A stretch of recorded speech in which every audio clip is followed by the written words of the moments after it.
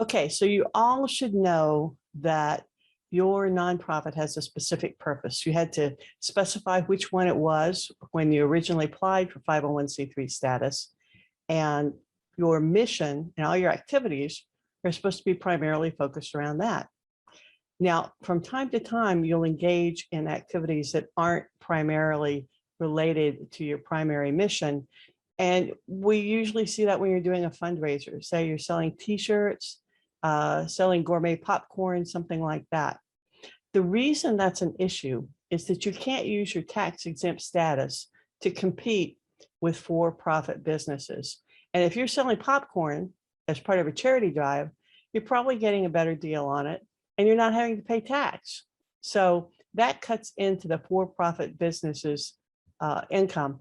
And why is that not fair? Well, because the people who own the for-profit businesses are part of the public that granted you and your group tax exempt status to start with. So that's kind of the primary rule. You can't be competing with for-profit businesses using your tax exempt status to undercut their prices or say, oh, buy from the charity rather than these greedy business owners, that sort of stuff.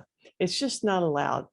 If you do that, to the extent that you're engaging in sales or activities that are unrelated to your primary mission, you may be in for a little surprise. There's something called UBIT,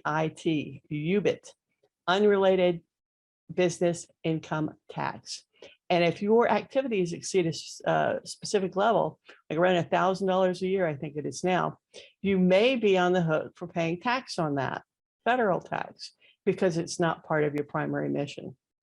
Now, there are certain exemptions for that. For instance, a thrift shop that is run totally by volunteers is not subject to UBIT. Some states have specific exemptions. And that brings me to the next point on taxes, sales tax. Because your group is a 501(c) or C4 or whatever tax exempt organization, you may not have to pay tax on things that you buy.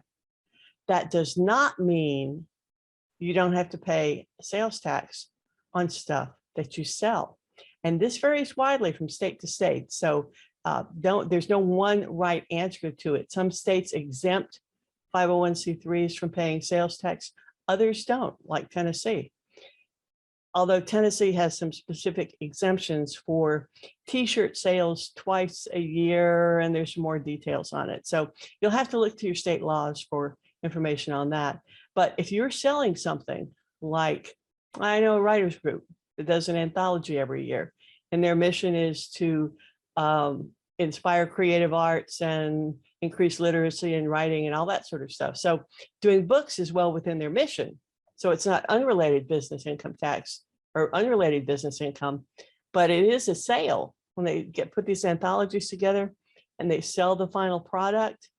That's a sale. And in Tennessee, they have to pay sales tax on the sale of those books. So those are the two things to keep in mind. Sticky little tax traps that may catch you out. Watch out for your unrelated business income because you may have to pay tax on that. Don't compete head to head with for-profits. They're the ones who gave you life, right? The people that own those. And find out if you need to pay sales tax in your state.